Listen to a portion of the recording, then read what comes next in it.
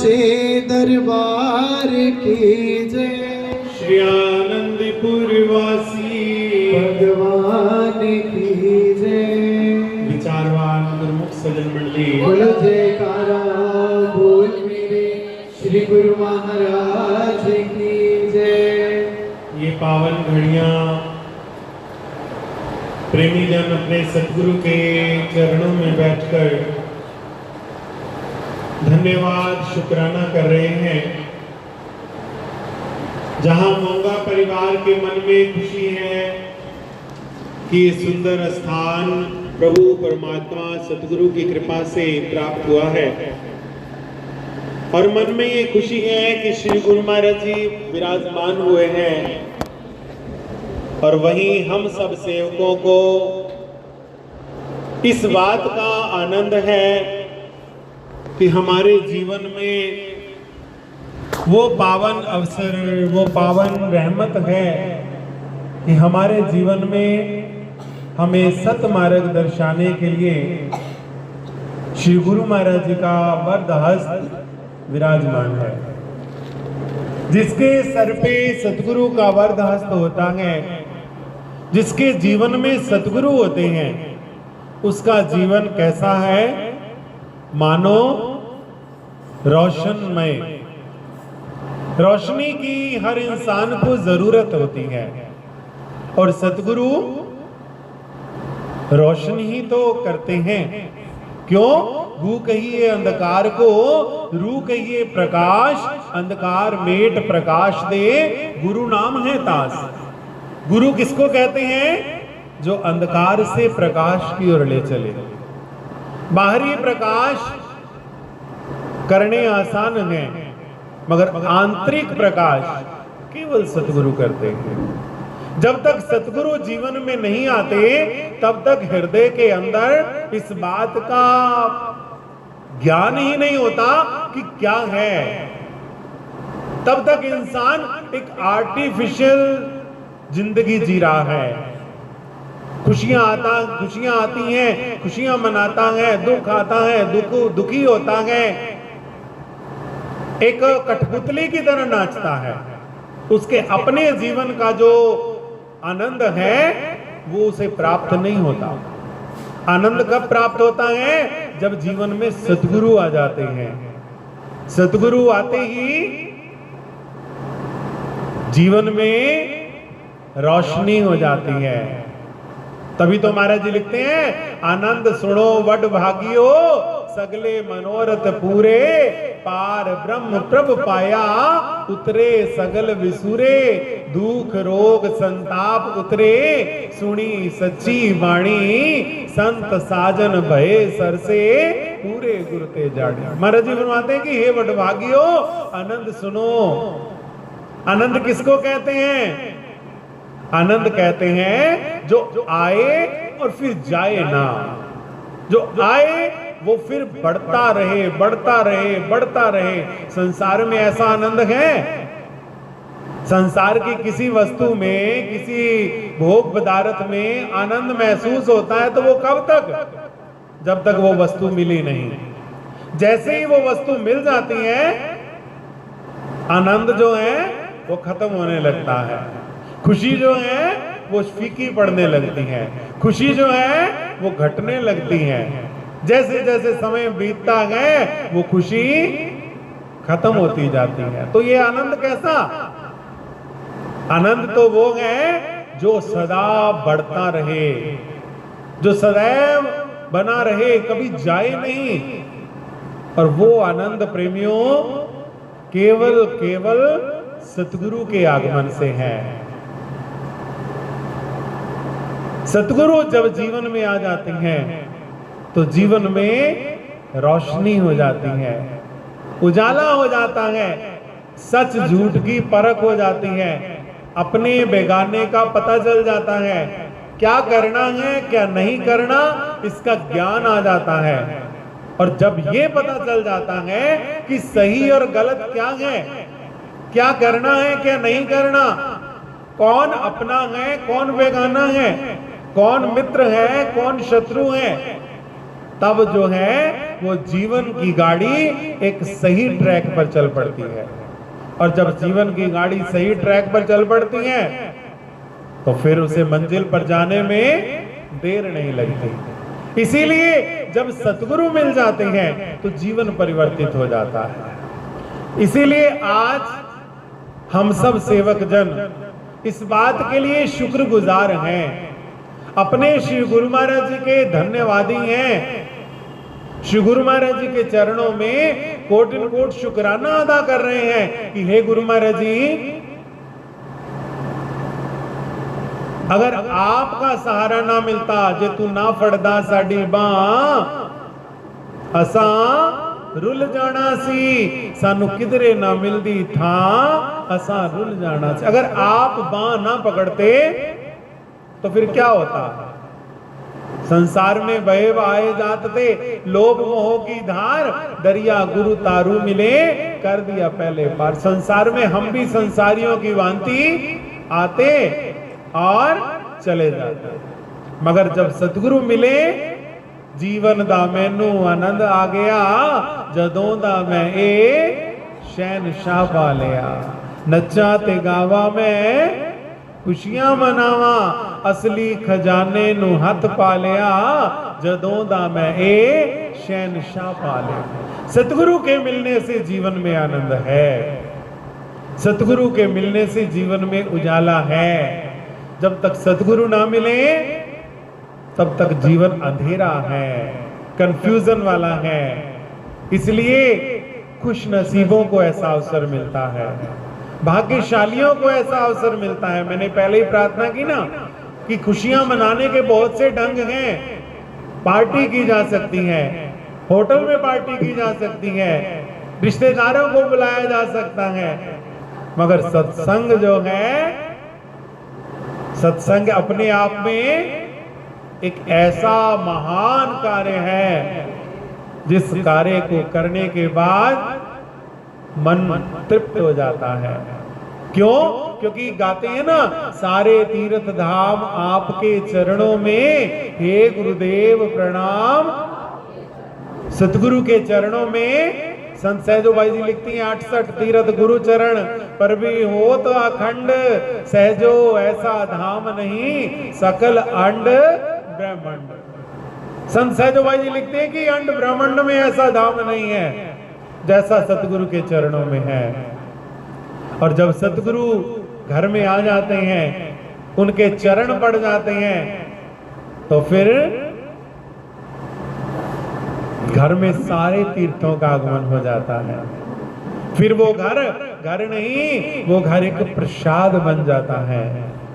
तो आज इस घर में श्री गुरु महाराज जी ने पावन मुबारक श्री चरण पधारे हैं और हम सब सेवक इन खुशियों को पाकर आनंदित हो रहे हैं और धन्यवाद अदा कर रहे हैं कि हे गुरु महाराज जी, आपने हमें संभाला है, अपने चरणों से लगाया है और हमारे जीवन को बदल दिया है। हमारे जीवन की गाड़ी जो है वो अलग ट्रैक पर चल पड़ी है। सतगुरु के मिलने से जीवन में परिवर्तन आ जाता है। सतगुरु क्या क्या करते हैं? कहते हैं कि एक व्यक्ति, एक सत्संगी, एक सज्जन अपने संतों से ये प्रश्न करता है कि गुरु चरणों में जाने का क्या लाभ है, गुरु शरण में जाने से क्या मिलता है। तो उन्होंने कहा कि इसके लिए तुझे किसी संत के पास जाना पड़ेगा। तू नगर से बाहर जा, फलां जगह पर एक संत है। वो संत तो है ही है, मगर उसके साथ साथ वो मूर्तिकार भी है, पत्थरों से घड़ घड़ के मूर्तियां बनाते हैं। वो व्यक्ति उनके पास पहुंचा, वो एक मूर्ति बना रहे थे। कहा कि मुझे फलाने संतों ने भेजा है और मैं ये जानना चाहता हूं कि इंसान को गुरु के पास क्यों जाना चाहिए, गुरु का जीवन में क्या महत्व है, गुरु जीवन में क्या चेंज लाते हैं, गुरु जीवन को क्या करते हैं। हमारे ग्रंथों में हमारे ऋषियों मुनियों ने गुरु की बड़ी महिमा गाई है। राम कृष्ण से को बड़ा तिन्हु तो गुरु कीन, तीन लोक के हैं धनी गुरु आ गया थी। क्या महत्व है? तो वो मूर्ति बना रहे थे। मूर्ति बनाते बनाते कहते हैं कि बाहर एक पत्थर पड़ा है, उस पत्थर पर बैठो, मैं फ्री होके आपकी बात सुनता हूं।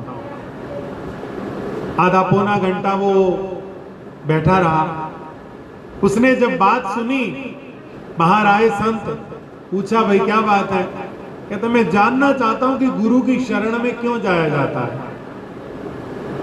तो संतों ने कहा कि भाई ऐसा है, आजकल तो मैं व्यस्त हूं एक मूर्ति बनाने में, आपके प्रश्न का उत्तर मैं आज से 8 दिन बाद दूंगा। 8 दिन बाद इसी समय आ जाना, मैं आपके प्रश्न का उत्तर भी दूंगा और आपको सेटिस्फाइड भी कर दूंगा। वो चला गया और 8 दिन बाद वहां आया। आकर के संतों से प्रश्न किया। संत आज भी मूर्ति खड़ रहे हैं, बना रहे हैं पत्थर से। कहते महाराज मेरे प्रश्न का उत्तर दीजिए। कहते बाहर वही पत्थर पड़ा है जिस पत्थर पे तुम उस दिन बैठे थे, उसी पे बैठ जाओ, अभी बस 10 मिनट में आता हूं। बाहर आया तो क्या देखा कि वो पत्थर नहीं, आज तो वो पत्थर एक भगवान की दिव्य मूर्ति के स्वरूप में है। तो प्रणाम किया और साइड पर खड़ा हो गया। 15 मिनट बाद जब संत अंदर से आए, कहने लगे आप खड़े हैं, आपको कष्ट हुआ, आप बैठ जाते ना इस पत्थर पे। तो कहते हैं प्रभु उस दिन तो ये पत्थर था, मगर आज इस पत्थर में से भगवान प्रकट हो चुके हैं। अब ये पत्थर बैठने लायक नहीं, अब इस पत्थर को प्रणाम किया जाएगा, क्योंकि अब इस पत्थर से मूर्ति प्रकट हो चुकी है। तो संत कहते हैं बस यही आपके प्रश्न का उत्तर है। क्या? बोले सतगुरु के पास जाने का आप लाभ पूछ रहे थे। सतगुरु के पास जाने का क्या लाभ है कि सतगुरु अपने पास आने वाले को घड़ घड़ करके एक दिन ऐसा आता है कि सतगुरु अपने सेवक को इंसान नहीं भगवान बना देते हैं।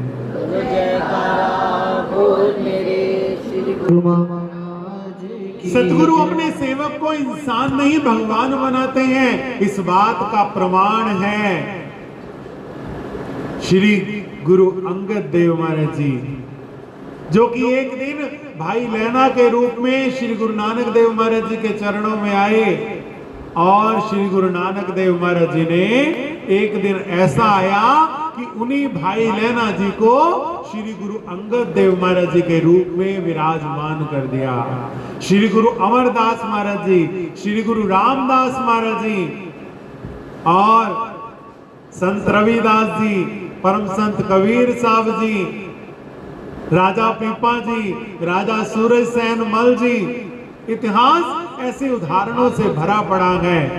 और हमारे श्री परमहंस दयाल महाराज जी से लेकर आज तक श्री हजूर महाराज जी तक 6 पातशाहियां इस बात का प्रमाण देती हैं कि अगर कोई फुली डिवोटेड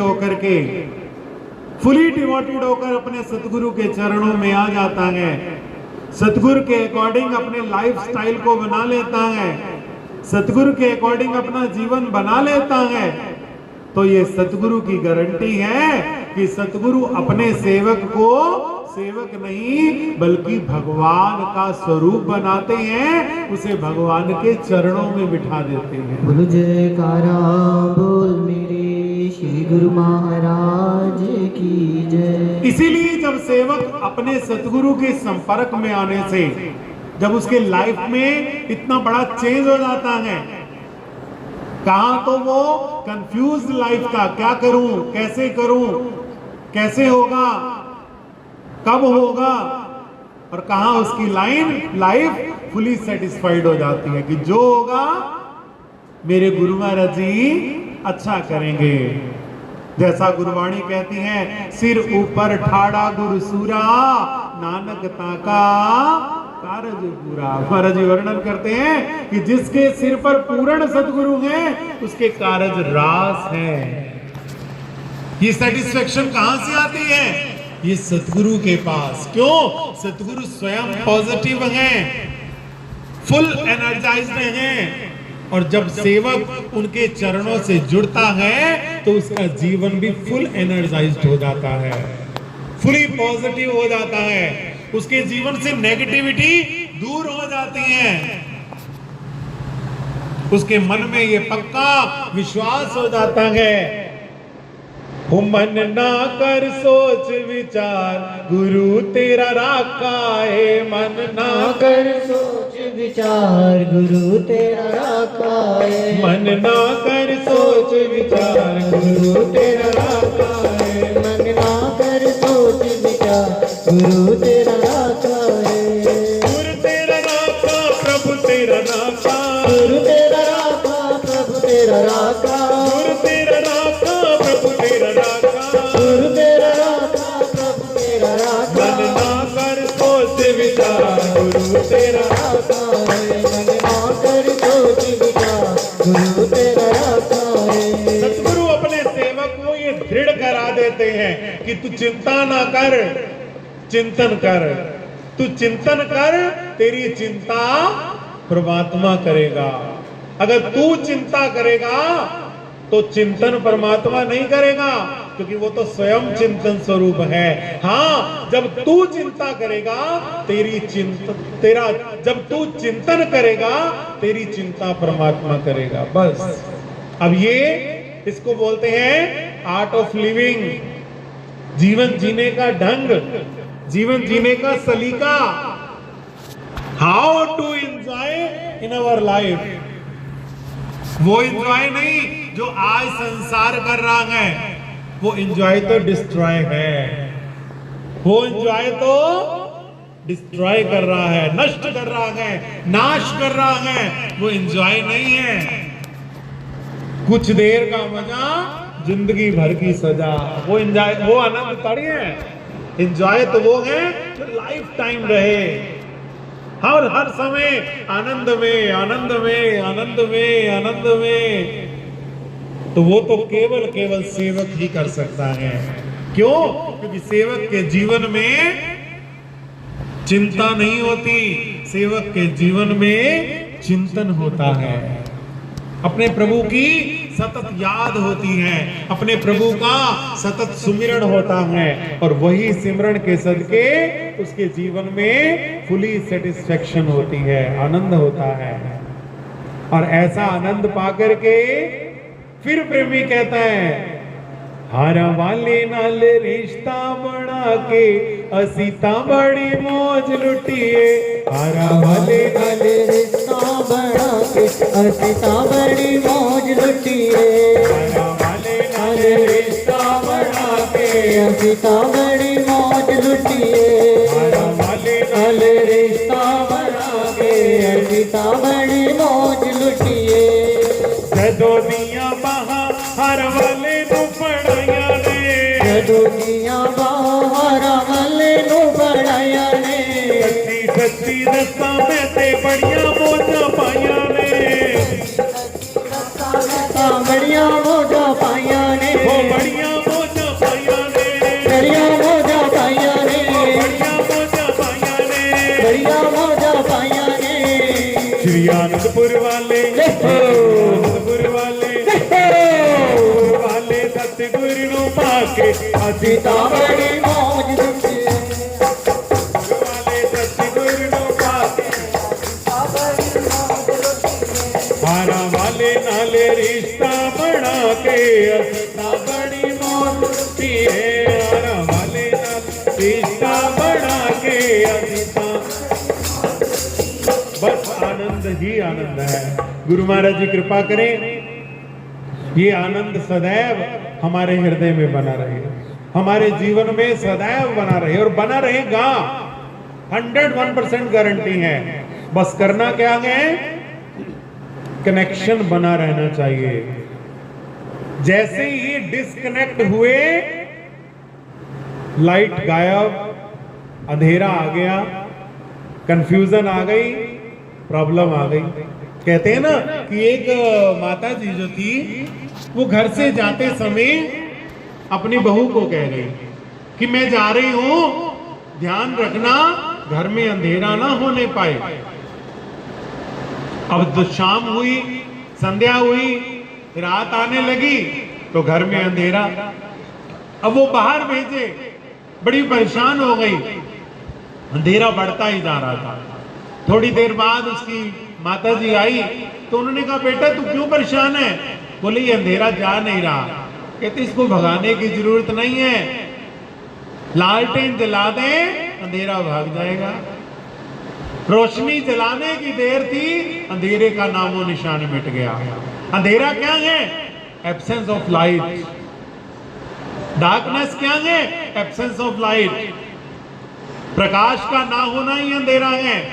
जब प्रकाश नहीं होता तो अंधेरा होता है, और जब अंधेरा होता है तो कंफ्यूजन होती है। जब कंफ्यूजन होती है तो प्रॉब्लम ही प्रॉब्लम होती है, और जब लाइट होती है तो सारी प्रॉब्लम दूर हो जाती है, सारी कंफ्यूजन दूर हो जाती है। और बाहर की लाइट पावर हाउस से आती है और इंटरनल लाइट सतगुरु से आती है। जब जीवन में सतगुरु आते हैं तो इंटरनल लाइट होती है। जब इंटरनल लाइट होती है तो आनंद होता है। आज गुरु महाराज जी ने गुरुमुखों को ये शुभ अवसर दिया है। मोंगा परिवार के घर में ये आनंद उत्सव है, श्री गुरु महाराज जी का आगमन है। इस सुंदर मकान का शुभ मुहूर्त है। इन खुशियों भरे क्षणों के लिए मोंगा परिवार को लाखों लाख बधाई हो। बोलो जयकारा। बोल मेरे श्री गुरु